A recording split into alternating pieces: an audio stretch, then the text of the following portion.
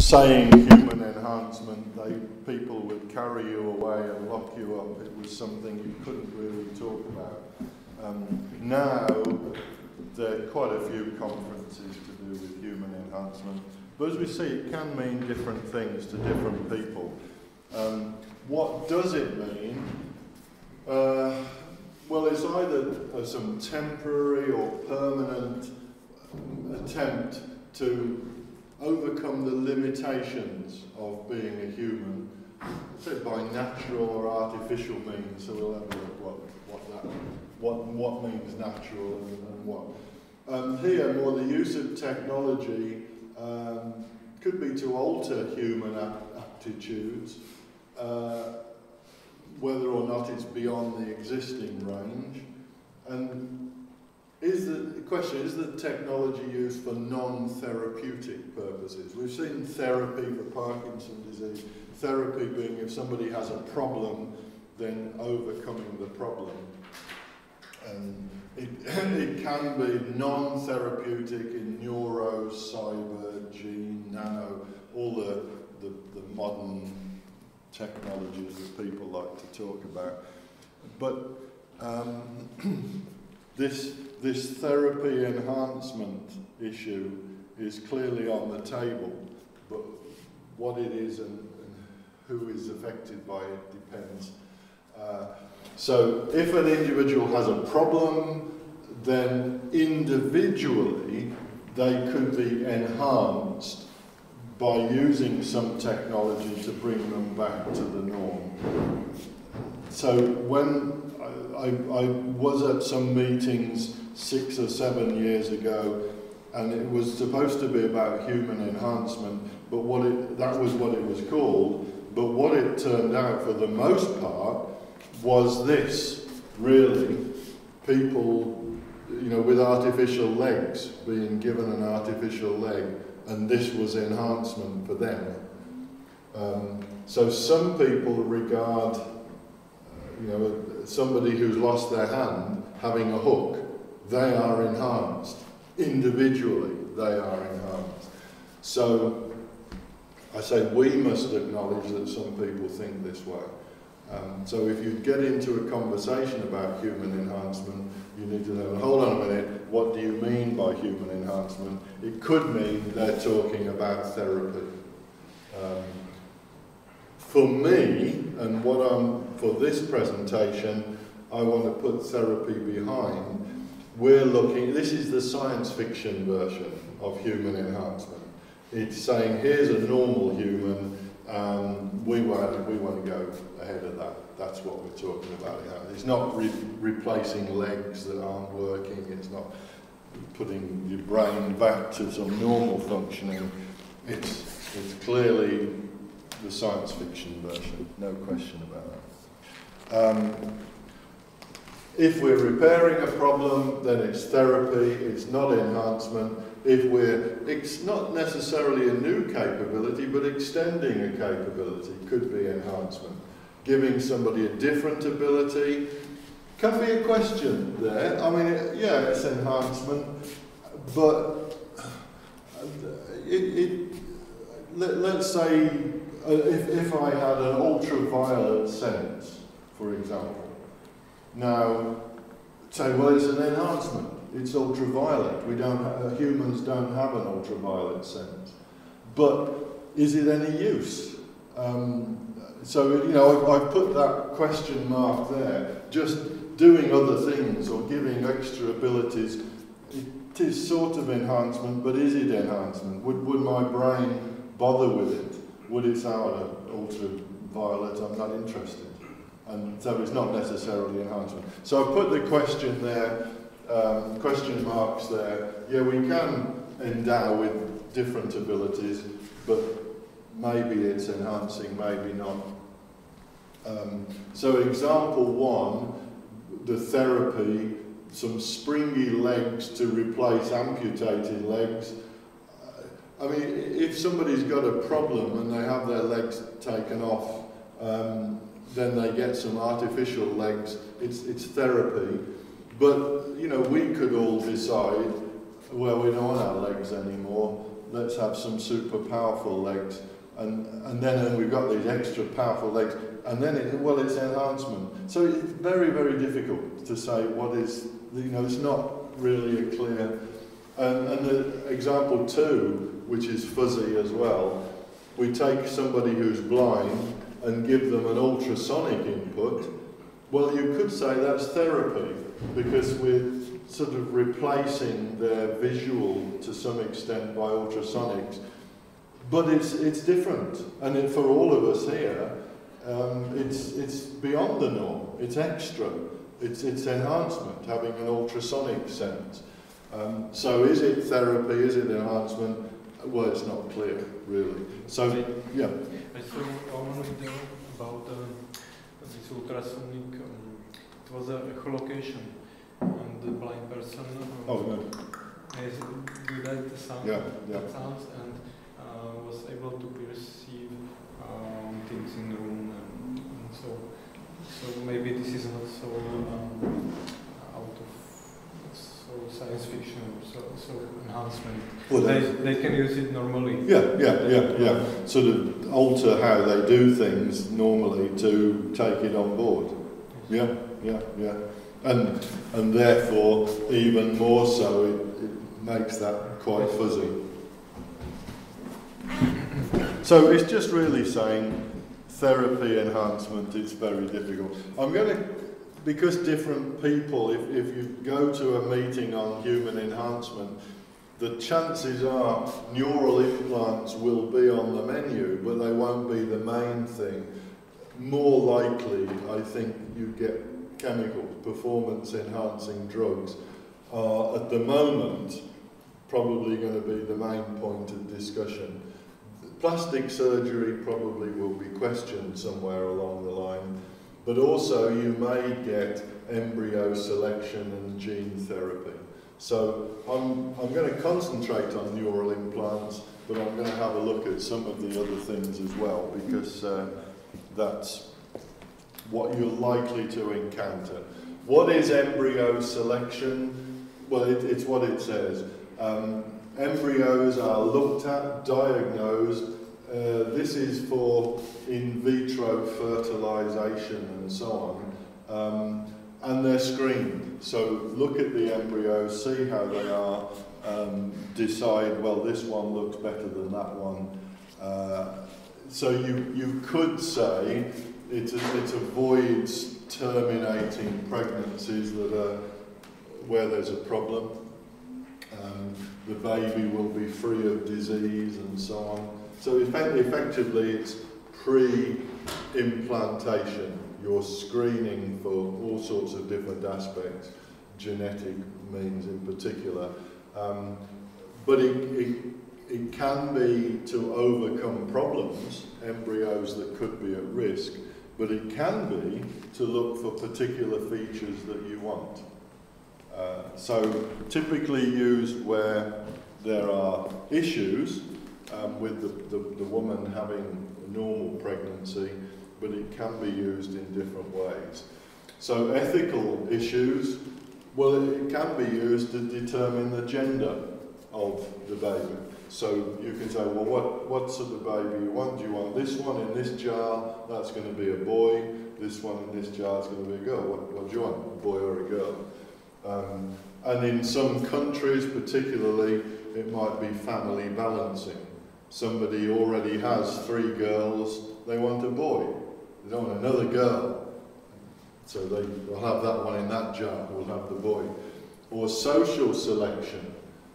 They want somebody who is intellectually going to be good. That we've got some idea that this one's going to be very bright, or this one's going to be physically strong, or and you could say it's less destructive if the pregnancy starts to go in a particular way and we'll have an abortion. Well, it's less destructive than that, choosing which embryo to go. Costs are substantial, and therefore, if people can afford it, you could say, well, now I've got the money, I want this boy, baby, that is going to be incredibly intelligent, that's the one I want. So you could say the people that have got the money can benefit from this, the people that don't have the money can't. So it's closely linked in with the designer baby, the whole concept, to an extent that way. So it's the designer embryo. Which one do you want? There are some ethical issues associated with it. In terms of human enhancement, it likely crops up at meetings on human enhancement, really choosing which human baby do you want. And as genes are understood more and more, so some of the likely characteristics of the embryo are becoming more and more open as to whether it's going to be physically strong or not, or whatever. If we look at genetic engineering, genetic modification, we've seen what it means in food. Well, this is going down to another level. You could say it's outside the organism's natural reproduction, manipulating or introducing particular types of changing the DNA. So literally trying to introduce new characteristics or traits. Again, as DNA is understood more, then if we change the genes this way, it means the person is going to be less likely to have Parkinson's disease, possibly. So as soon as you find genetic links with particular problems or issues, then in the designer, genetic aspects of the designer baby, there's no open reports yet of direct success with humans, but with other animals, monkeys and things like that, yes. Drugs, as I said, if you do go to a meeting, an academic meeting on human enhancement, almost surely the main topic of conversation will be drugs. And you do get some really weird people attending these meetings. In sports, it's clearly, well, the problem is there, and it's pretty openly there. You get performance-enhancing drugs of the physical kind. And when they're okay or when they're not okay is defined by the organisers. And that can change, as we see with the Olympic Games. These drugs are okay, these drugs are not okay, and so you have problems with it. You also can get blood doping, blood transfusions using hormones and things like that. Doping is considered unethical for the Olympic Committee and so on. They say because of the health threat of the drugs, but perhaps it is more to the equal opportunities and so on. And it makes dramatic differences. We know, I'm not sure, because some of you guys would have grown up in the old socialist system and will be aware of what used to be, there was supposed to be East German female swimmers, but they had muscles that any guy would be proud of. And clearly that has gone as the system has changed. It's much more open. I mean, but it made it ridiculous. If there was a swimming competition, the East German women would win, even if there was men competing, the East German women would win. So clearly it can make a big difference. I think one of the things at the moment that is of interest, modafinil. Now I don't know, please feel open. Have any of you here tried it? Because I know when I talked to my students in Reading, there were out of a class of about 30, there were about 3 students who because you can get this, I shouldn't advertise this is not me advertising, this is just informing. You can just get this online, modafinil, and it is described, I've never taken it, but I think I might try just to see what it's like. It's described as keeping you awake, keeping you going, allowing you to concentrate on focus. on things. So I'm not saying try it at all. You don't want to get into problems with the check, you know, have some people come and carry me off tonight or something like that. But in conferences for human enhancement, clearly, and some academics use this and regularly say, modafinil, yeah, if I'm going to a conference or I want to write a paper, I'm going to use that. What kind of drug it is? Because it's hydrogesterone and maybe some steroid or something like that. Yes, I don't know what that is, to be honest, but this one I know is, you know, you just order it on Google, you just Google it and down, and it arrives next day in a package. You know. And a lot of students and academics. So in meetings on human enhancement, you get all sorts of discussions as to how this affected different people. But it is prohibited for athletes. This is not allowed. But in the academic world, there's nothing to stop. You know, if you going into an exam at the moment, you can take this stuff. I'm not suggesting that you do at all, just to be clear about that. But you can take this stuff, and there are academic papers to show you get better results when you do, and so on. Therefore, I mean, I have to say the one thing I do take, but it's not a banned substance, is vitamin C. And this is, again, because of many statistical results linking vitamin C intake with IQ levels. Now again, IQ, what it's got to do with intelligence, that's another point. But particularly in children, it has been shown to make a difference of about 8 IQ points if you have a regular intake of vitamin C. I have to say, I am so convinced by the statistics. I take 500 milligrams of vitamin C every morning, and as you see, I'm an absolute genius. There we go. So I do go for the vitamin C kick, but modafinil, some of the people go for that. I have to say I do go, this is the legal version, is coffee, which I do go in bucket loads as well. So coffee and vitamin C.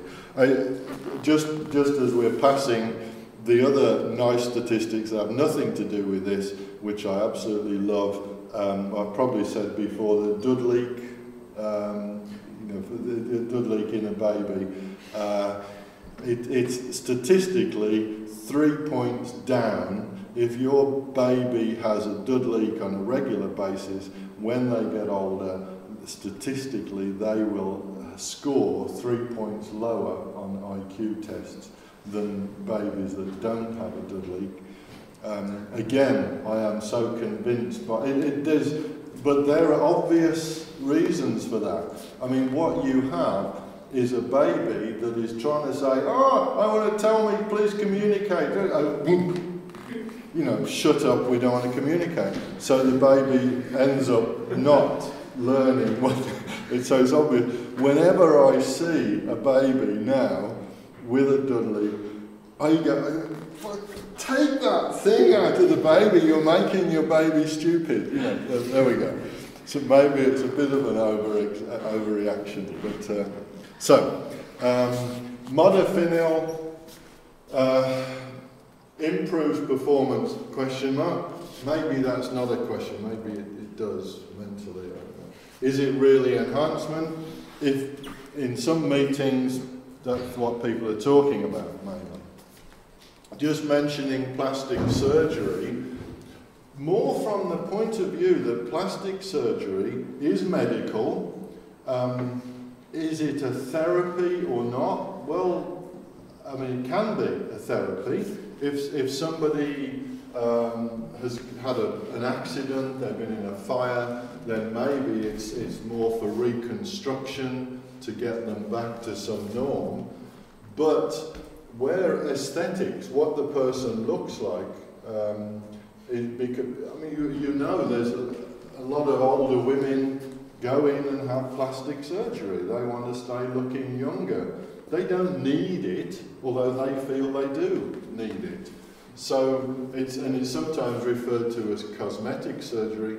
So the point here is there is a branch of medicine that is carried out for not therapeutic reason. This is not therapy. This is to make the person look better. It might be a film actress, looks great, looks fantastic, but they feel as though they're getting a little bit older and they want to look 10 years younger and so on.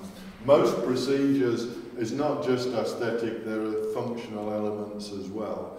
But the reason for putting it there, human enhancement, well, again, enhancement, but in terms of looks, but it is a medical procedure that is carried out not just for therapeutic purposes. So if we look at other medical procedures, they wouldn't necessarily be completely different, even neurological ones, if they're not just for therapy. So for plastic surgery, if it's a deformity that's being corrected, then perhaps it's not enhancement.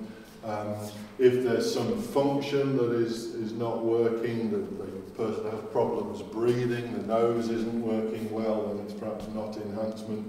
If it's improving physical appearance, then it clearly is enhancement. And some people have their nose done, they just don't like the way the nose is looking and so on. It might be it's trying to cover a gap or a wound or improving appearances because there is some sort of problem, so we can see. But again, it's not what is therapy, what is enhancement.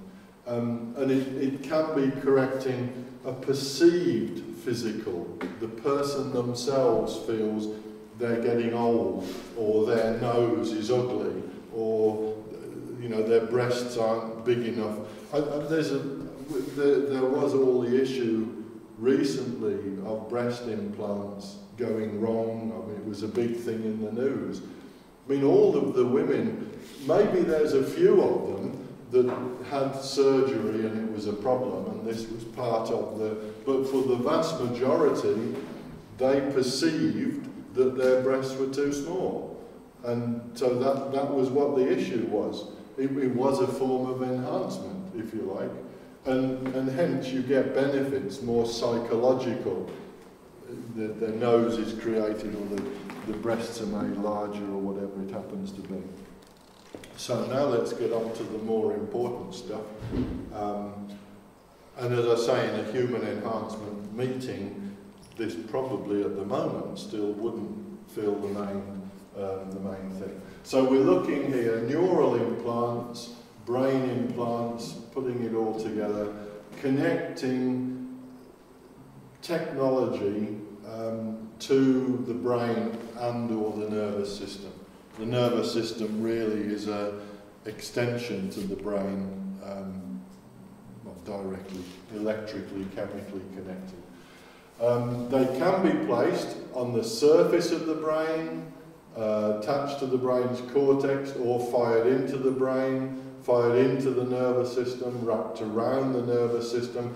As for whether here we include EEG electrodes on the outside, is a possibility. If you're looking at brain-computer interfaces, for some people it can mean just the EEG electrodes. You find it, again, you have to be careful in the discussion. What does the person mean by a brain-computer interface?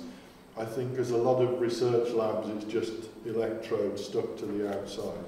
But literally it's a whole variety. What we've looked at, deep brain stimulation, is a brain-computer interface. But for many people it wouldn't surface in that way. So one reason is to establish a prosthesis. In a therapeutic sense, maybe some region of the brain is not working, probably due to a stroke, then it's rewiring, if you like, connecting up from part of the brain out to some arm or leg, or back the other way, sensory input rerouted. And some brain info, implants, but not all, involve a direct interface, one way or the other, input-output, between the neural system and computers, which open up all sorts of possibilities. The role, well, it could be either stimulating neurons or the brain and or recording from neurons in the brain, NS being the nervous system. So there's not that many that both stimulate and record. They're normally used for monitoring and doing something or stimulating. Like a cochlear implant we looked at is purely stimulating. It is not the Parkinson's disease tends to be just stimulating. And you would hope that you know maybe through a scan, you know something about which neurons are active at certain points, whether it's stimulation or recording. But it can be, with electrodes, a way of actually understanding what's going on, one way or the other. But it's very complex. Not only differences in humans, there's even with the regular aspect, there's still an awful lot we don't know. And so it's only really been recent years that this area has, even that Parkinson's disease stimulator, you're just talking 15 years or something like that since the first ones were implanted, on a commercial basis anyway. But now, due to understanding more, better computing, implant technology, the whole lot, now it's much more on the table to try different things. Electrodes that are used, if you go back 1976, some of the first monkey implants linking up, and rhesus monkeys often are used, linking up the motor cortexes using what were called hat pins, so very, very thin electrodes, which we will see what that's become. And they were recorded for over 3 years, in fact, so long-term studies, even back in 1976. More recordings rather than just using them to do anything. These hat pin electrodes were made of iridium and later became the Utah array, which is also the brain gate system, which is what we were talking about there. So the Utah array, which we'll see more of, really links back originally to 1976, whereas these were individual electrodes, hat pin electrodes. Now the Utah array consists of 100 electrodes on a little grid. The same electrodes now are being researched on for visual prosthetics, but we'll have a look in more detail at this. So if you're doing a bit of neural enhancement, then the Utah array is probably the way to go. It does go back very briefly. 1870, there was Hitzig and Frisch looking at areas of the brain in dogs, producing movements. Bartholow showed the same was true in humans. Krauss mapped human brain areas, again with people doing surgery. In the 1940s, there was quite a bit of research in this area, which is very, very useful. Not in that other country, not too far away. In the 1950s, experiments with aggressive mental patients changing their moods through electrical stimulation. So that's as opposed to convulsive therapy. One of the people that pushed things forward, I did mention this guy before, Delgado. He developed this thing called the stymosema, implanted in the brain, transmitting signals into the brain to modify behaviours such as aggression or pleasure. And he wrote, and this are his words, Physical control of the mind, this was his book. The feasibility of remote control of activities has been demonstrated. The ultimate objective is to provide an understanding of the mechanisms involved in the directional control of animals. So that's directly controlling animal directions by electrical input, and to provide practical systems suitable for human application. So what Delgado was talking about there was remote control of movement in all sorts of animals.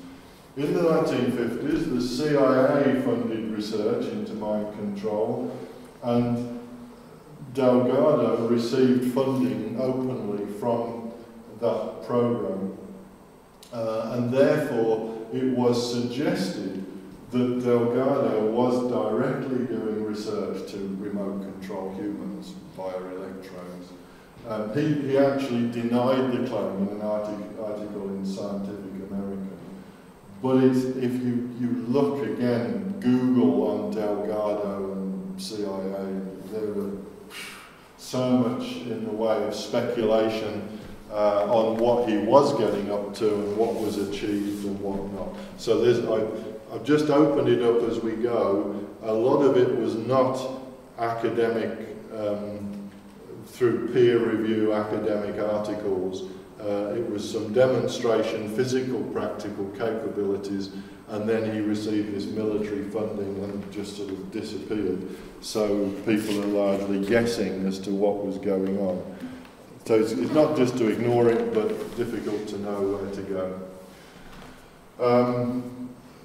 Different breakthroughs. Well, controlling physical devices by rat brains, monkeys, which you were talking about, controlling robot arms, remote control of mechanical devices by monkeys and humans, remote controlling, this was done in Japan, remote controlling cockroaches movement. First reported use of the Utah row in the human, 2002, someone you know very, very well. And now a number of groups are looking, particularly John Donahue, mainly in the US, partly using this Utah ray type of implant for monitoring signals. This is what the Utah array looks like, 100 spikes. The electrodes themselves are 2 micrometers in diameter, typically on the tips. So the electrodes are at the same size, nerve fibers, neurons, anything from 2 to 20 micrometers. So you're looking at electrodes that are at that sort of level. So there's to give you some idea of the size. This is 4 millimeters by 4 millimeters. Each one of these are 1.5 millimeters long. So if this is going into the brain, it's not going anything like the deep brain stimulation. It's just going down 1.5 millimeters. But therefore it's also okay for putting into the peripheral nerves, which are something like 4 millimeters in diameter. If you open your arm up and pull out your median nerves, it's about 4 millimeters in diameter. The whole lot of nerve fibers. So this fits into that quite nicely as well. Although this is referred to as a flat array because all of the spikes are roughly speaking the same depth. If it's actually fired in, it doesn't mean that you're going to be monitoring electrodes from the same depth, because as you were saying, well, you've so many neurons and the distance is there. Almost surely this will be fired in at an angle. To fire it into the human brain or nervous system exactly it's a joke, you're not going to do it.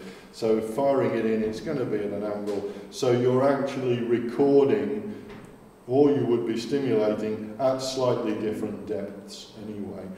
There is reportedly available a slanted electrode version where you get the taller ones are 1.5 millimeters long and the smaller ones are 0.5 millimeter long. But I'm not sure whether they actually produce those things. This thing you can buy. If it's wired up, it would cost you maybe $1,000 for each one. So it's not incredibly expensive. And you get it all wired, all of the electrodes are wired up. You can have the wires as long as you like. And this Utah ray, as far as I'm aware, has been implanted into 3 humans in total. But of those, only 1 is still alive. The other, it's not that the implant killed the other 2. That's not the case. Well, I hope it's not anyway. The other 2 had illnesses. Matt Nagel particularly had which I'll show, hopefully I'll show a little video, I'm not sure. But you can Google on Matt Nagel and have a look at him. But he was seriously injured in a car accident, and he was the second guy to have it. Can the device be reused? That's a good question. I would say it can be, yes. It's difficult because, I mean, firing it in, you literally, it's a little pneumatic hammer. So, it's best, you need to fire it in at high velocity. If you try and push it in gently, it can cause a lot more damage. So you fire it in. Now, but there again, you could damage the infrastructure of the implant. But to take it out again, literally, you have to sort of like put a screwdriver underneath and lever it out, which can cause problems. It's not like, oh, it just pops out. It doesn't, because when it's in there, it sits in and it all becomes part of the action, and your body's quite happy with it for a while. So it could be damaged in terms of firing it in or pulling it out. If it isn't, then it could potentially be reused. The first one, most of the initial research was on chicken sciatic nerves, and then what they did, they would fire the thing in, take a few recordings, kill the chicken, and then they could just take it out, they just cut it all. But in a human, of course, that tends to not be possible, particularly if the human's still alive. So there we go. I've included here EEG. There's a question here, with external electrodes, is it human enhancement? I'm just raising the question, if it's outside. Is it the same as like riding a bicycle? You could say riding a bicycle is human enhancement, or wearing glasses is human enhancement. So you can argue that. And again, it's not one way or the other. What have been demonstrated? Yeah. When you use this array, does the nerves have a permanent some dysfunction or some damage, or it's placed in the nerves to regenerate? Again, there's only one study in the world would relate to that.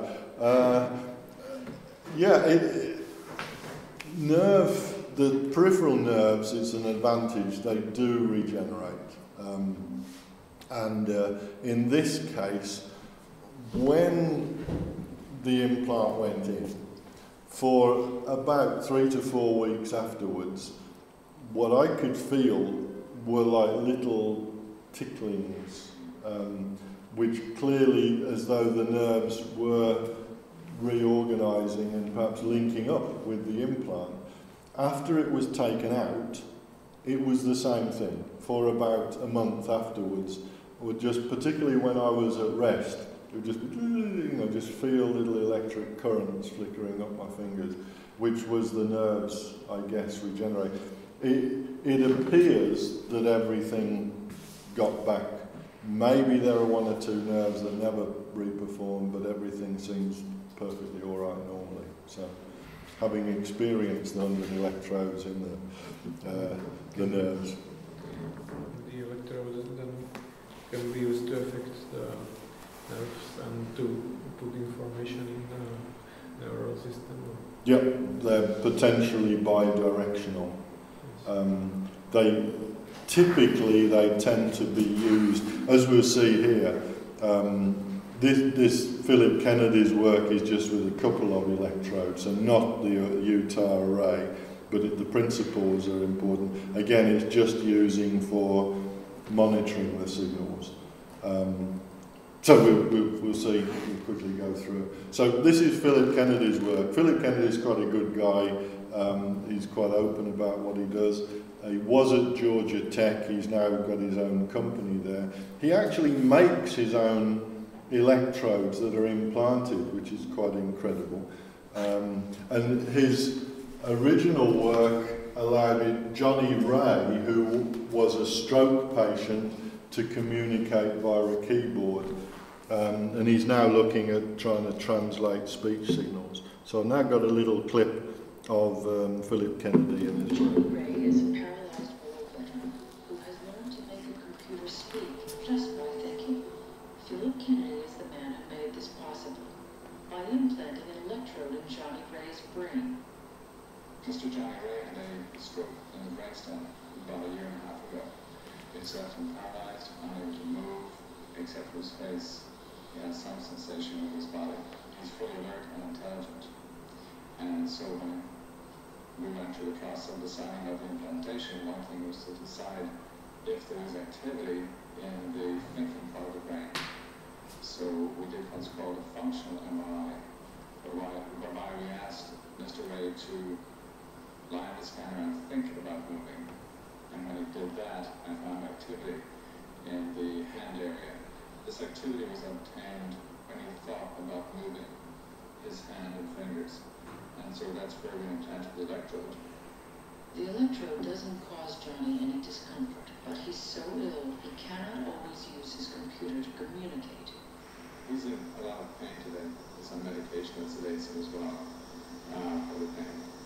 And so he's been able to use this for a little while. He's used it on and off for the last 7 months. So we can show you how he does use it. By thinking right or left, Johnny moves the cursor right or left on the screen and spells out words. The computer speaks for him. Hello? So effectively what they're doing when he in this case a stroke patient, so couldn't move his arms and legs and things, so he would think about moving his hand, and they would use those signals, the motor signals, for different purposes, in other words, to move the cursor around. And he was able to learn when he thought about doing that, then it became moving the cursor this way, and he thought about doing that, it became moving the cursor that way. So it was like misusing the motor neural signals. They would have been used for moving his hand, they're now used for operating pieces of technology or moving a cursor around. So now we'll have a look at the Utah array. Rather than just recording, so this was fired into the median nerves back in 2002, looking at extrasensory input, extending the nervous system, so extending the body over the internet, direct communication of a very simple form, nervous system to nervous system, and then the same sort of thing as we saw with Johnny Ray there, potentially controlling lights and vehicles and things like that by neural signals. This is from Discovery. Technology is the world's first cyborg. Part man, part machine. Kevin Warwick, cybernetics professor at Reading University, England, took a leap into the future as long ago as 2002. For 3 months, a silicon chip was implanted into the nerves in his arm. At that time, no human had had an implant of this type before. It was a procedure that until then had only been tested on chickens. Would the body reject it? Would it affect the way I moved or my sensory capabilities? I could have lost the use of my hand. Could it affect my brain? Ultimately, could have sent me crazy. Kevin was plugged into a computer which monitored the nerve signals from his brain to his arm. receiving and transmitting them as radio waves.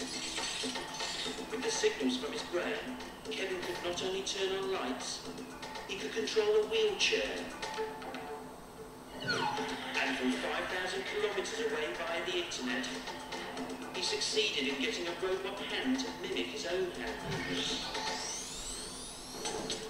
His most impressive experiment involved his wife, Irena, also having a chip implanted in her arm. The communication experiment between myself and Irena was vitally important to me. This was the highlight of the whole experiment. Kevin wanted to discover if it was possible for his brain to receive and feel signals from Irena's brain. When Irena first moved her hand, it actually felt like a charge running up my index finger. It was a phenomenal feeling. Literally, every time she moved, my brain received a signal. There we were communicating for the first time in the world, nervous system to nervous system. It was the first time two people had electronically communicated by thought alone. In the short term, we're going to see implants used to help people who are paralysed switch on the lights, operate the TV, just by thinking about it. In 30 years, he believes we'll all have chips in our brains. But ultimately, having extra memory, having downloads from the computer, uploading from the brain. Earth is going to be controlled by cyborgs. Humans are going to be something of a subspecies. We'll be half man, half machine, with super memory, super senses and superpowers. I think quite clearly that's where we're going. Superhuman. So there was a bit of Nietzschean philosophy just to John Donohue's work. This is with Matt Nagel. I'm not sure whether I haven't got a clip of this myself. I'm not sure whether I've got access to this thing. But to see this in action, if you just Googled or went on YouTube on Matt Nagel, he received the same, 3 years later, received the same Utah array that they rebranded as the brain gate implant, but you can see him doing the same thing with a robot hand, but he had it in the right motor cortex, and he was been seriously injured in a motor accident, and so as I say, subsequently died from the injuries. But they used it again, like with Philip Kennedy, showing how he could control a computer cursor and TV screen and things like that. So I think this is, yeah, I mean that's where, if you go on Google or, I've not got wireless on this at the moment, link up, so if you Google on Matt Nagel or go on YouTube, I'm sure you'll get that. So future enhancements, the sort of possibilities, some of these we can link in. Memory upgrades clearly is a sci-fi input, mathematical processing. Multi-dimensional links is an interesting one, the advantages of computers for dealing with hundreds of dimensions. Visual encoders, again, visual input at the moment is very restricted, but could be very much improved. And things like, again, sci-fi, things like human language translators, new communication, extending the body. I think it does mean with this technology that your brain and body don't have to be in the same place. That's clearly the point, which I put here as an enhancement. Again, it's something different. How, if your brain and body are not in the same place, it opens up other opportunities and extending the range of sensory input. So I would see all of these as potential enhancements. Some of them we've already ticked the box on some basic results. Ethical concerns. How much time? I'm going to have a look at this. We'll have a look at some aspects to finish off today. The White House Council, this is the President setting up, which we'll have a look at something of this anyway. There is a European Commission, a group on ethics in science and new technologies. I don't know how good this, they really do divide nicely things into therapy and enhancement. if you could divide, here's therapy, here's enhancement, then it clarifies the issue to quite a bit. Yeah, therapy's okay, it's helping people. Enhancement we're not sure about, which is the sort of thing they come up with. But clearly it's not possible, as we've seen, to say this is therapy, this is enhancement. It's all over the place. So the practicalities of this group, they're not really scientists, I feel, in this group, which is a problem. You could also look here, this is a physics, looking at different ethical issues in physics, of which neural implants they've picked as one of the areas to look at. And so we'll deal with this next, which we will do.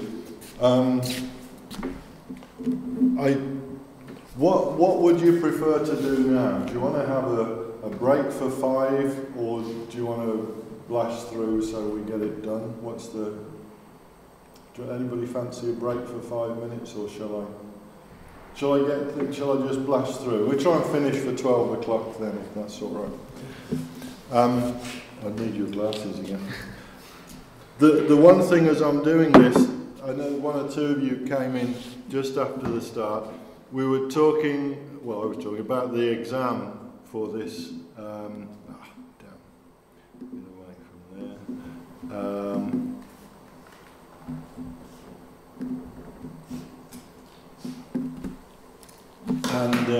I'm going to be back in Prague in early May, and people seem to feel that was not a bad idea for an exam in early May. How do the other guys feel? Might that be all right for you? Or? Yeah. All right. Yeah. So formally, I'll try and arrange that so that when I'm here in early May, we have the exam. If you can't make that particular day, don't worry. We'll pick it up at a later time. So, if you can't make that day, it doesn't matter. As I said, even from last year when I did an AI course, today I've got an exam this afternoon for a couple of students who are still picking up on that, students who couldn't make the thing. So doesn't mean it's the end of it. We will try and sort it out in early May. So we've looked more therapy and then to an extent at enhancement. Now just concluding the whole area of bioethics with looking at some of the ethical issues, because it is a growing area. I want some extra memory, I want some extra senses, why can't I have it? Well, some people maybe say, well, that's not right, so why might they say that?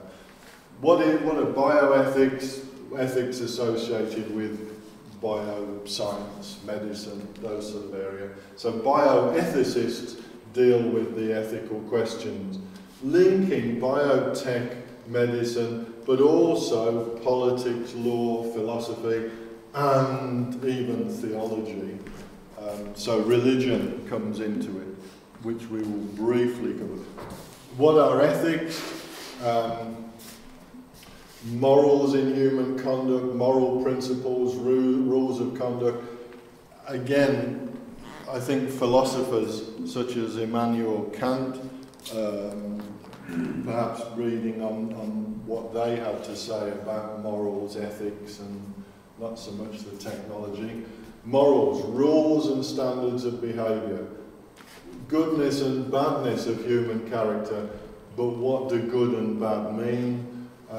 Distinguishing between right and wrong, what does right and wrong mean? You're instantly into, and what's right to one person may be wrong to another, so you get all sorts of. So it's not like there are one lot of ethics, there's one group of morals, different groups of people will have different standpoints. And hence, if we're looking at something like human enhancement, in one country, it might be perfectly all right. In another country, it might not be perfectly all right. And with stem cell research in America, because of the religious Midwest, the Bible Belt, stem cells was outlawed. You couldn't do stem cell research. I think even now it's still a little bit iffy. Whereas in Europe, most countries it's been okay for quite some time. Basic laws, well, on the one hand you're respecting the person's autonomy, you're looking things for good, justice, things not for bad, but also being aware of commercial interests. It might be, there's things that are counteract here, but it's commercially possible. And if you have companies in a country that make a lot of money, they pay taxes, and then everybody benefits. So you've got benefiting round that. You have to be aware, not stopping something that could restrict commercial. Usual requirements, if you're going to carry out experiments, if you're doing things on a lot of people, you hopefully will get them to say they're happy with it. If you can, you look at the benefits and risks and do some assessment. But this tends to mean you have some statistical analysis. When you've done something 20 times, it's been successful 19 times. So it's 5% of the time you could have problems. Like with deep brain stimulation, 3% of cases could have bleeding or some infection problems. Never mind anything else. It is quite a high, but you can look at the risks. There is a 3% risk if you have a deep brain stimulating implant, you're going to have some infection getting in there. But that's because you have a lot of people that have had the implant. With the Utah array, you could say 3 people have had it, 2 are dead, so you've got a 33% chance of staying alive. That may not be good odds, but there's all sorts of reasons for that.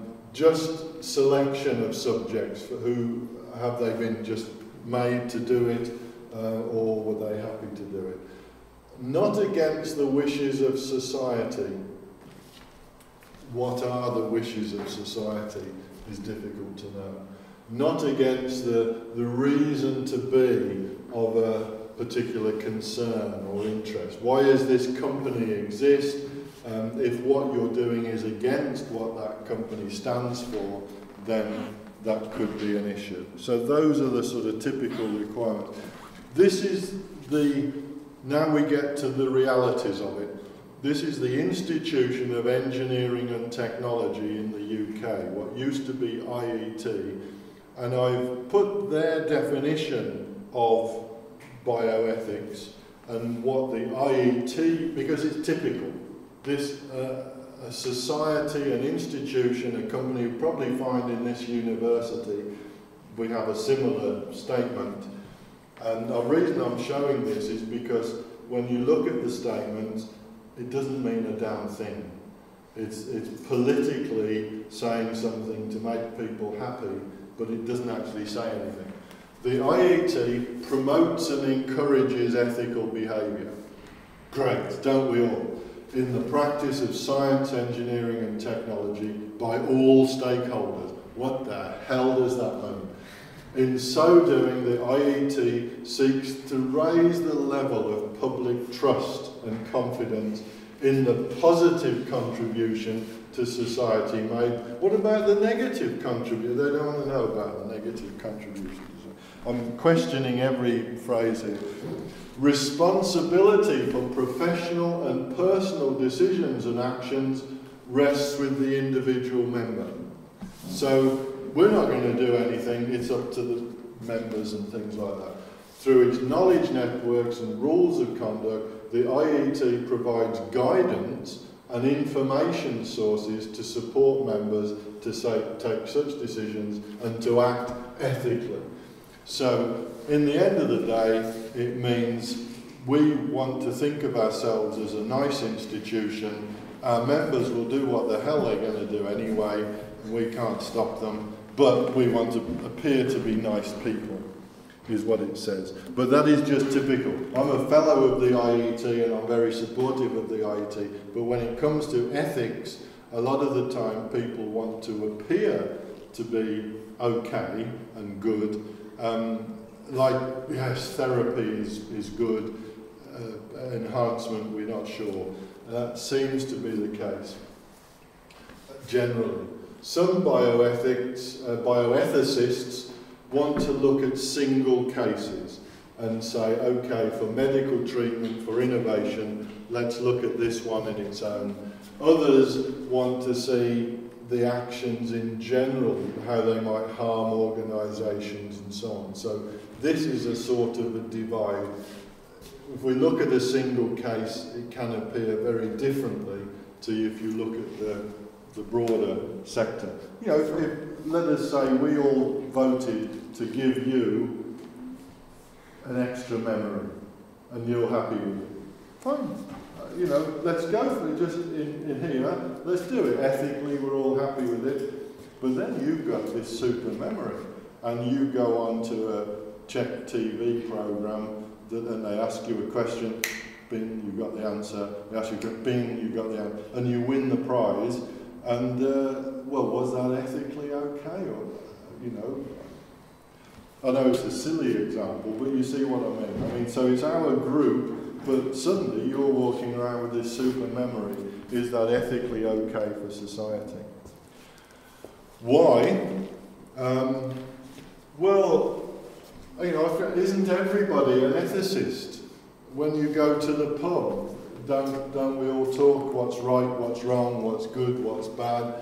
And issues raised largely are answered by institutions, maybe. Bioethicists today are not, if you were classified as a bioethicist, it's not really your opinion or skills that are sought, but it's really that you can refer to historical discussions in a sensible way, I guess. Which means that if I am a company, and let us say I want to put extra memory in your brain because I've got a product or something like that, and if I can get extra memory in your brain, that's going to help. I will consult a bioethicist who has access to research and history and can say, okay, well in the past, this experiment was okay. So if we do it this way, then it'll be okay. It's ethically all right.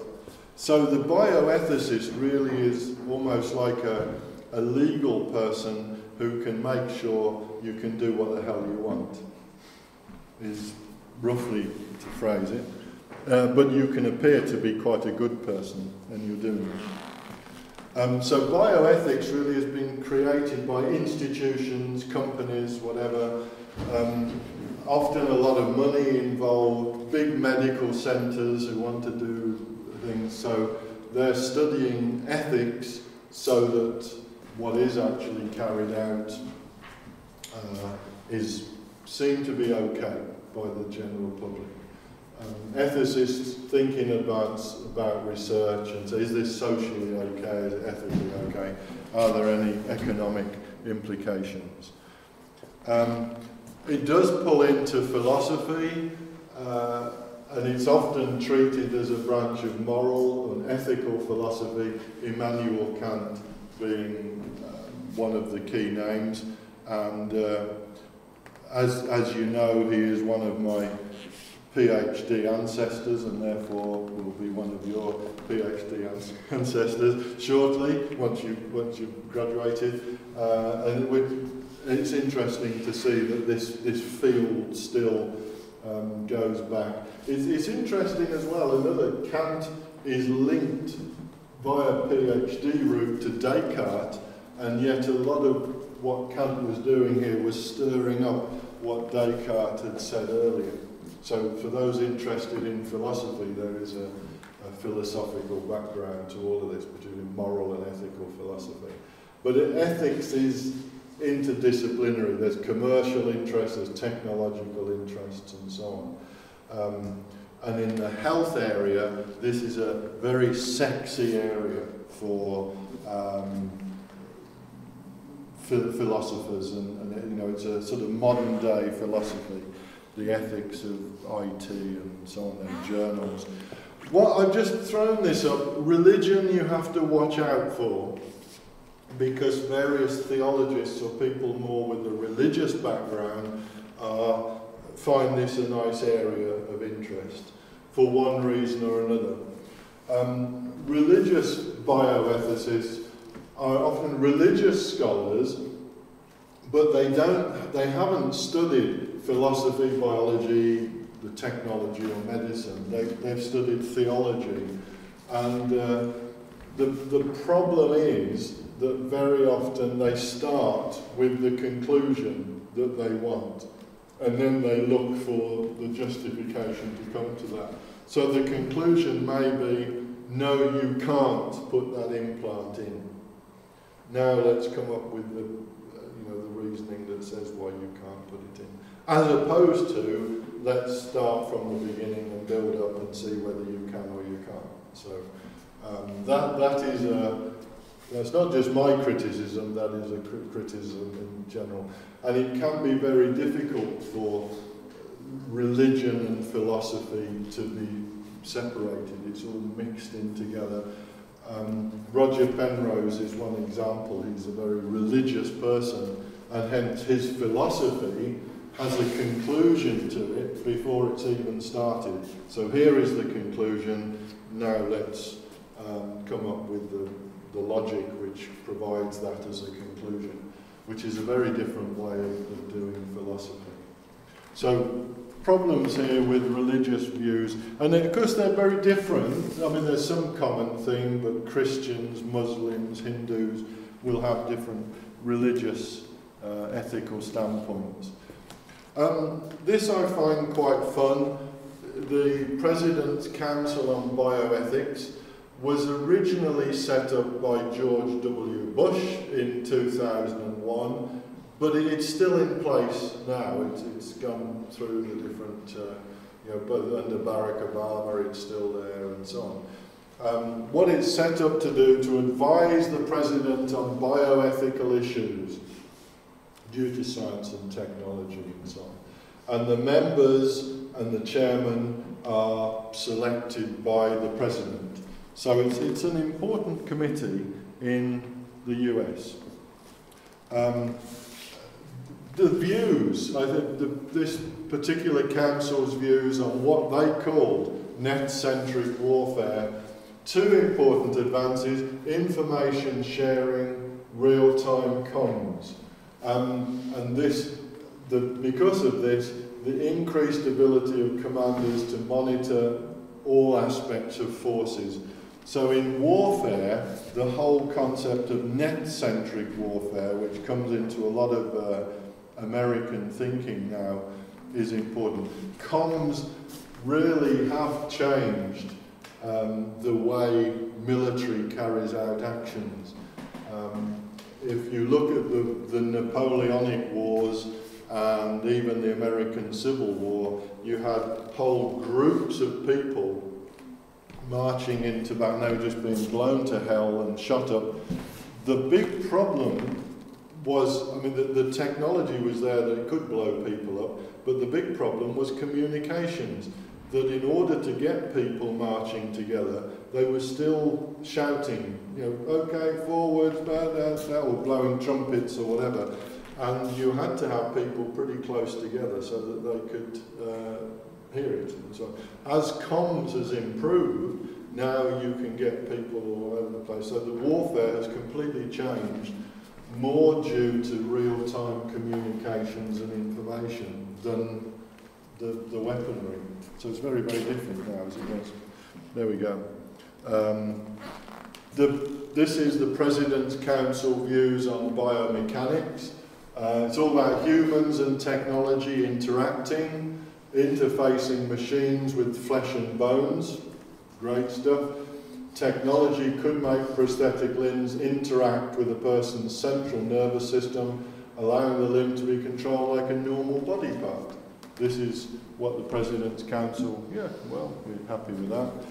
In cyber medicines or cyber narcotics, these are not, I haven't put them in quotes, but this is what they're saying. I've just picked the cherries from it.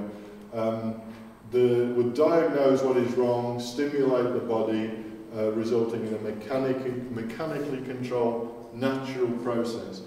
Then we get smart buildings, identifying them, opening doors, turning on lights, as one can do with RFID. On economics, and this is where we start to see what ethics is all about. Looking at the research and production of biomechanical technology, how the possible use of the technology in the financial markets could be destabilising.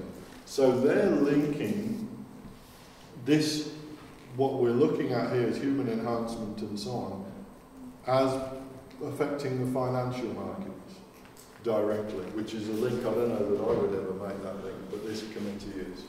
Research and development infusing man and machine is an expensive process that includes increasingly advanced technology, computers or more. This limits the places that research is being performed. The quotes are what the committee actually says, which is nice here. Significant point here is many of the advances are found in countries other than the United States. So the ethical aspect here is not being done in the US, it's a problem. If it's being done in the US, it's no problem. University of Reading in the United Kingdom, for example, has some of the more advanced, this is them saying it, not me, more advanced biomechanical research projects and the supervision and participation of yours truly. There we go. But the point to take from this is the ethical aspects of this is that it's not in the United States. And that's the issue. It's not, is it good, is it bad? Well, it's bad because it's not under our control. If it was in the United States, then it's fine.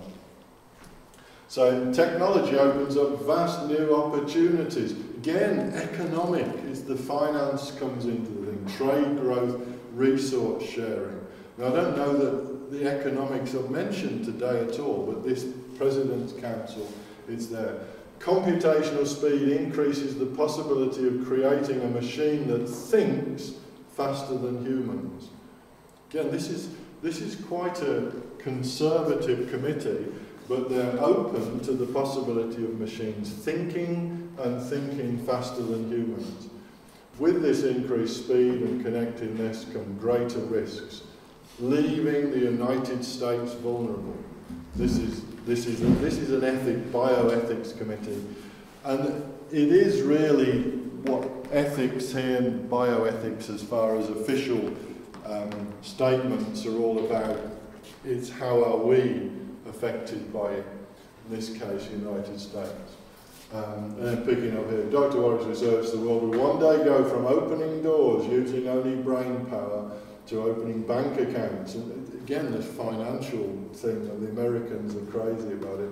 Selling stocks at the instant the decision traverses the brain synapses. The jump in transaction speed will be phenomenal and ungovernable. There we go. So the President's Council are worried more about the instability to the financial markets of this technology and the fact that it's not in the United States. Again, quotes from the committee, strategies must be developed to prepare for the increased rate possible given the biomechanical technology and an individual's instantaneous access to information. It is interesting that. It's looking at, you know, uploading, downloading information instantaneous. But the conclusion, it could fatally cause the United States to relinquish control of our independence to super machines. This is not science fiction. This is the President's Council for Bioethics is looking seriously at the United States relinquishing control to super machines. So there we go. This is the land of where Superman and the Green Goblin and people like that and the Big Bang Theory come from. So, who watches the Big Bang Theory? Hey, yeah. It's good, isn't it? So, but that here, is it dubbed into Czech?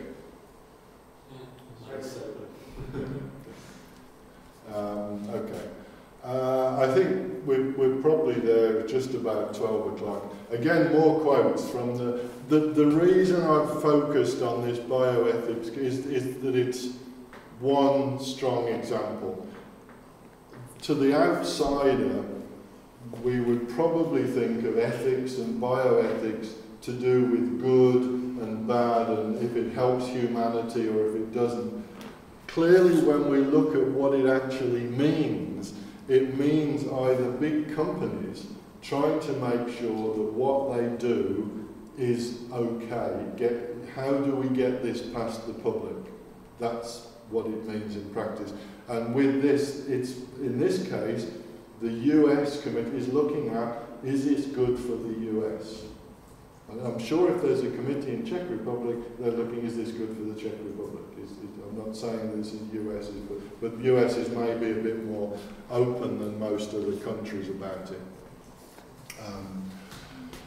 By augmenting human natural composition with man-made machines capable of calibrating neural transmissions and controlling human whims, feelings and spirit, and this is the Bible Belt, we may begin to call into question the sanctity of our souls.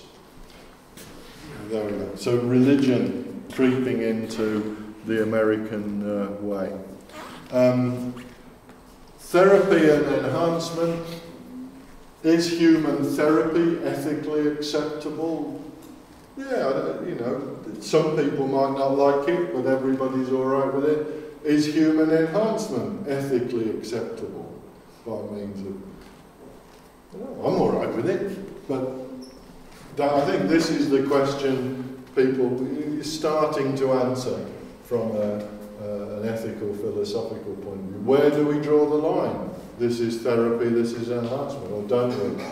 Should politics be allowed into the ethical argument, or is politics naturally part of the ethical argument? I think that's probably the operation.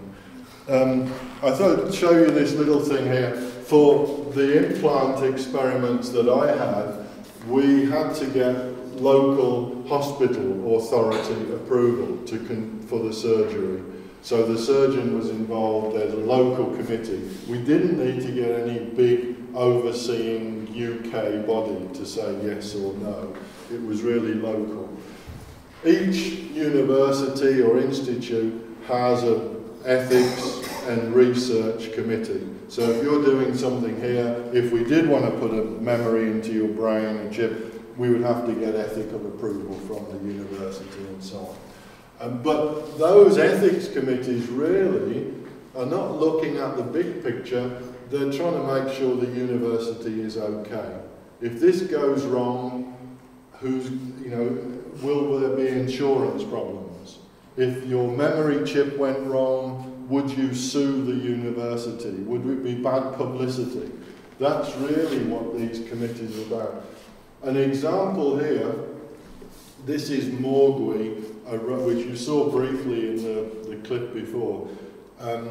Morgui has 5 senses, and one of them is vision, which means that if it's looking at something, we can record what it's looking at. Because of that, the ethics committee in the University of Reading said that this robot could not be demonstrated to children under the age of 18 unless they had parental approval. This was because images of the children could be recorded from the robot's cameras. And now this was absolutely crazy, because if you're looking at children who are potentially coming to the university, typically they are under the age of 18, and which meant you couldn't actually demonstrate the robot to potential students unless they had something signed by their parent. I mean, in a way it was absolutely ludicrous. I think there are many projects where there are cameras in universities and things like that. But because this was a head and it looked something, oh, there we go. So the big picture, nobody really, if us here wanted to build a robot that was going to take over the world, or build put extra, there's nobody really saying we can't do that. There's not a governing body. There might be some people that would advise us against it, but if we've now got a robot that can blow them to hell, who cares? So, I sit on the Nuffield Council on Bioethics. We're looking at novel neurotechnologies. To give you an example, the committee takes expert opinion from technology developers, from surgeons and so on. But partly what the committee is about is publicising the issues. Partly what the committee is about is telling governments this is good, this is bad, partly telling people what's good, and in that way affecting opinion so that the general public will say, yeah, we feel this is a good thing or we feel this is a bad thing. So that's what one, saying it's not really a neutral body, but one body. Should we care? Should we listen? From a technological point of view, should we listen to ethical concerns? Isn't it our job just to push the technology forward? Again, there's question marks here, so I'm not saying it is, I'm not saying it isn't. Should we just bullshit society that everything's going to be fine, don't worry about it? In the artificial intelligence community, this is generally what happens. What I've called a pink glasses approach, everything will be fine. AI community is developing intelligent machines. Yeah, hey, this is dangerous, this is great. No, it's fine, they will help us around the home. It's all a positive spiel.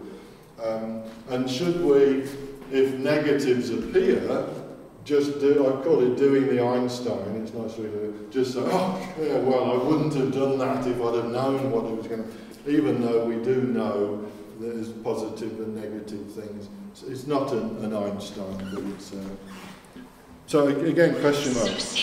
Oh, this is Terminator, was it?